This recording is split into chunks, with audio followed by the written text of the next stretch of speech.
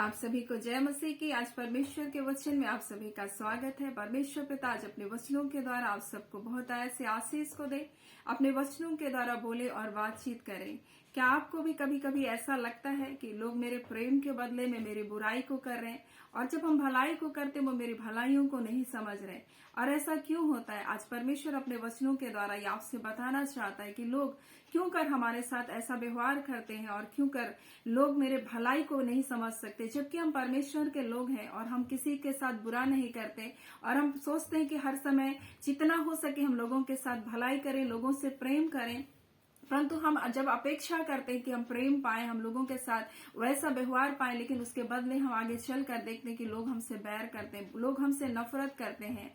और परमेश्वर तो आज अपने वचनों के द्वारा यही कुछ बताना चाह रहा है कि क्यों लोग ऐसा व्यवहार करते हैं, और दूसरा कि हम किस प्रकार से इस पर विजय को पा सकते हैं। और आज परमेश्वर अपने वचन भजन संहिता 105:4 में इस प्रकार से लिखा है, मेरे प्रेम के बदले वे मेरा विरोध करते हैं, परंतु मैं तो प्रार्थना में लवलीन रहता हूँ।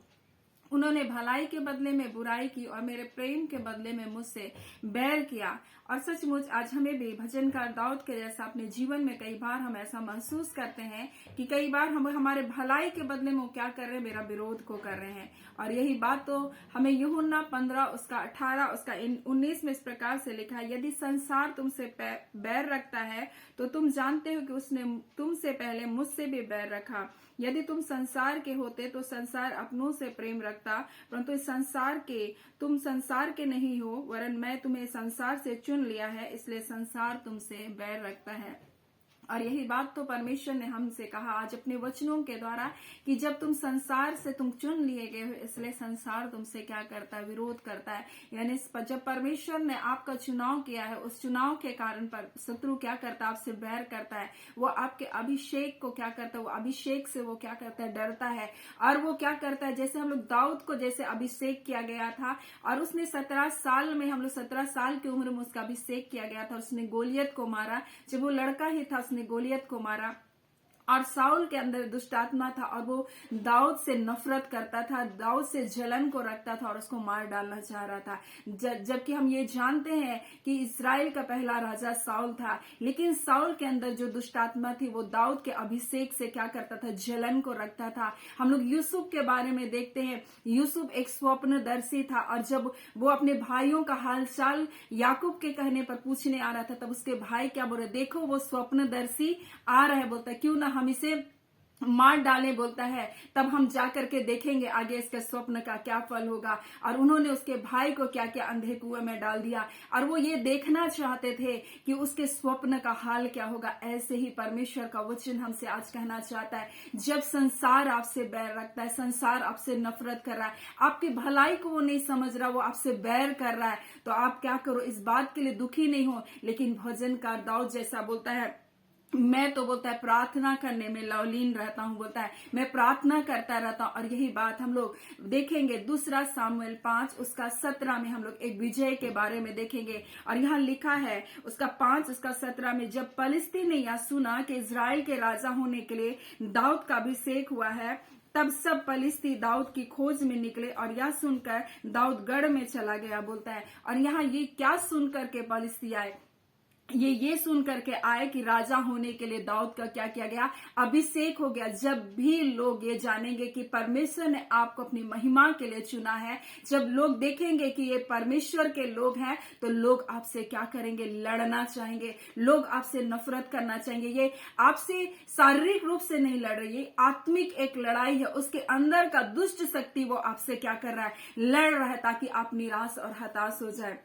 लेकिन यहाँ पर दाऊद के जीवन में एक अच्छी बात को, एक अच्छी क्वालिटी को हम उसके जीवन में देख सकते हैं। जैसे भजन संहिता 105:4 में लिखा, वो मेरे प्रेम के बदले में बुराई करते, मेरे विरोध करते हैं, परंतु मैं तो प्रार्थना में लवलीन रहता है। यहाँ तो पलिस्ती उसके शत्रु थे, और वो उससे लड़ने के लिए आए, ये सुनकर लड़ने आए कि ये राजा होने के लिए इसका क्या कर दिया गया, अभिषेक कर दिया। तब दाऊद वहां बोलता है, परमेश्वर यहोवा से पूछता है, बोलता है क्या मैं पलिश्तियों पर चढ़ाई करूं, क्या तू उसे मेरे हाथ में कर देगा। यहोवा ने दाऊद से कहा, बोलता है चढ़ाई कर, क्योंकि मैं निश्चय पलिश्ती को तेरे हाथ में कर दूंगा, बोल करके परमेश्वर का वचन कहता है। और जब वहां पर लड़ता है वो बाल परसीम में बोलता है, तब वहां पर परमेश्वर बोलता है शत्रुओं पर जल की धारा के समान टूटता है और उसके शत्रुओं का क्या कर देता है, नाश कर देता है। परंतु यहां हम देखते हैं दूसरी बार फिर पलिश्ती आते हैं उसी रपाइम नाम तराई पर, बोलता है लड़ने के लिए।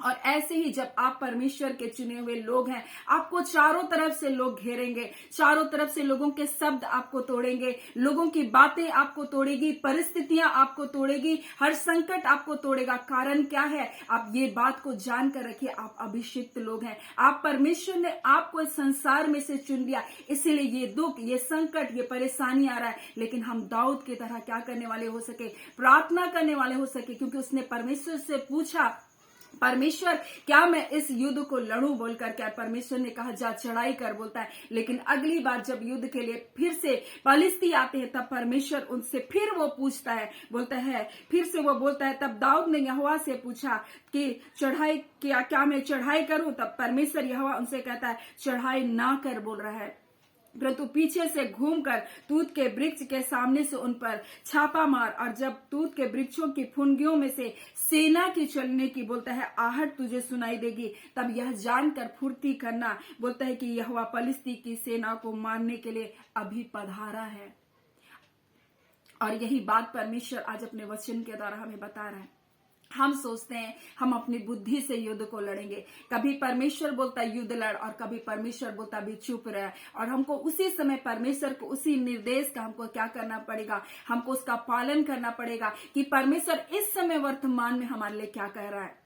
हर समय एक ही जैसा हमको क्या युक्ति को नहीं लगाना है। जैसे परमेश्वर ने उस समय बोला पलिश्ती से लड़, परंतु इस समय इसी युद्ध में परमेश्वर बोला नहीं, अभी तू चुपचाप रह, बोल रहा है, अभी तू शांत रह, बोल रहा है, तू पीछे से छापा मार, बोल रहा है। और जब तुझे तूत के वृक्षों के पीछे से बोलता है सेना की आहट सुनाई देगी, तब तुम समझना परमेश्वर यहोवा अभी तुम्हारे लिए पधारा है युद्ध लड़ने के लिए। अब बोलता है तब जाकर के, तब यहोवा ने आज्ञा के अनुसार दाऊद ने गेबा से लेकर गेजेर तक पलिश्तियों को करता रहा, मारता रहा। और यही बात आज परमेश्वर हमें बताना चाहता है कि लोग आपसे नफरत कर रहे, आपके प्रेम के बदले, आपकी भलाई के बदले वो आपसे बैर को रख रहे हैं। लेकिन परमेश्वर का वचन आज हमें यूहन्ना में बताता है कि तुम संसार के नहीं हो, परमेश्वर ने संसार से तुमको चुन लिया, इसलिए संसार क्या करता है, तुमसे बैर करता है। क्योंकि उसी प्रकार से यीशु मसीह से उन्होंने क्या किया, बैर रखा। उसने प्रेम किया, उसने भलाई किया, उसने चंगाई किया, लोगों को क्षमा किया, लोगों के भलाई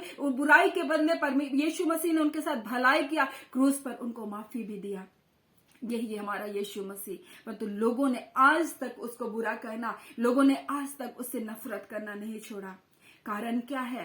कारण यही है कि हम भी परमेश्वर के संतान हैं, इसलिए आज भी वो हमारे साथ ऐसा व्यवहार कर रहे हैं। लेकिन परमेश्वर का वचन कहता है हमें प्रार्थना करने के लिए लवलीन है। और इन विपरीत परिस्थितियों में जब शत्रु आपके ऊपर एक प्रहार करेगा, तब आपको परमेश्वर के शरण में जाना है और परमेश्वर से पूछना है परमेश्वर इस समय मैं क्या करूं।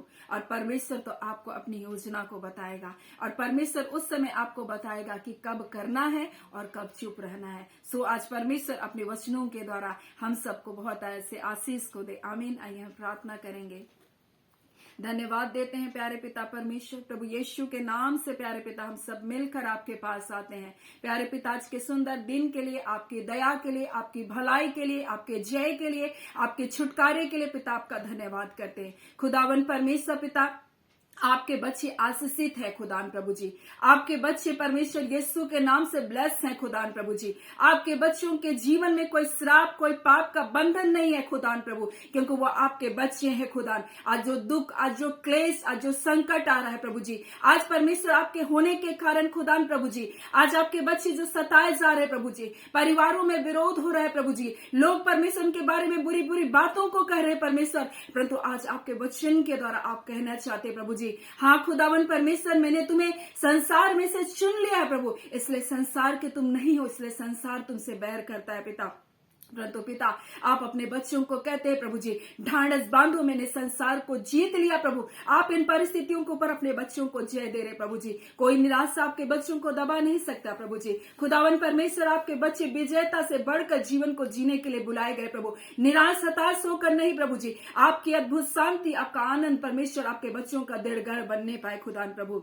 क्योंकि पिता आपने परमेश्वर एक अनंत मिराज, अनंत जय को प्रभु जी ना सिर्फ स्वर्ग में परंतु इस पृथ्वी पर भी अपने बच्चों के लिए रखा है प्रभु। उस जय को हम आपके बच्चों के लिए घोषणा करते हैं प्रभु। तमाम बीमारियों के ऊपर, तमाम अंधकार के ऊपर यीशु के नाम की सामर्थ के द्वारा तमाम बंधन टूट जाने पाए खुदा, और ये जय और छुटकारा यीशु के नाम से पाने पाए खुदावन परमेश्वर। पिता आप अपनी बड़ी भलाइयों से तृप्त कर रहे पिता। आज के दिन हर प्रकार की सुरक्षा, आनंद, जय आपके बच्चों के जीवन में बना रहे। प्रार्थना यीशु के नाम से मांगते हैं, आमीन। परमेश्वर पिता आप सबको बहुत ऐसे आशीष को दे, आमीन।